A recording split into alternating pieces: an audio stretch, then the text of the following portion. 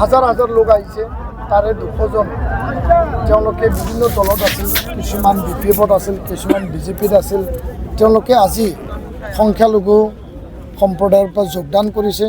UPPL দলে তেওঁলোকক আদৰি লৈছে নিজৰ পৰিয়ালত।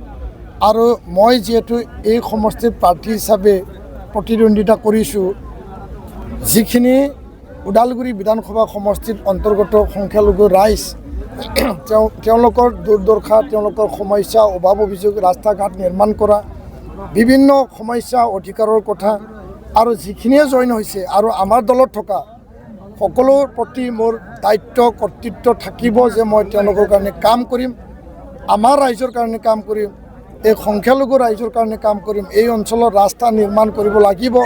ৰাস্তা বহুত বেয়া অৱস্থা আছে আৰু যোৱাটো সময়ত বনোৱা নহ'ল। ইয়াৰ কাৰণে বিধায়ক হৈ যোৱাৰ পিছত, জিকি যোৱাৰ পিছত আমাৰ বকুলতলাৰ পৰা মানে দলংপাৰ তিনিআলিৰ পৰা এই শিৱপুৰ লাউডুঙৰ ভালুকমাৰীলৈকে ভাল এটা ৰাস্তা নিৰ্মাণ কৰিম আৰু গাঁৱৰ ৰাস্তাও আমি পৰ্যায়ক্ৰমে তাত বনাবৰ কাৰণে আমি দায়িত্ব লৈছোঁ। আৰু ৰাইজৰ সঁহাৰি, ৰাইজৰ আস্থা বিশ্বাস মৰম মই দেখি যথেষ্ট মই সাহস পাইছোঁ, প্ৰেৰণা পাইছোঁ। এইবাৰ ওদালগুৰি বিধানসভা সমষ্টি সংখ্যালঘু ৰাইজে নিৰ্ণায়ক ভূমিকা লৈ পেলাই UPPL ট্ৰেক্টৰ আৰু দীপেন বড়োক জিকাই দিয়াটো খাটাং।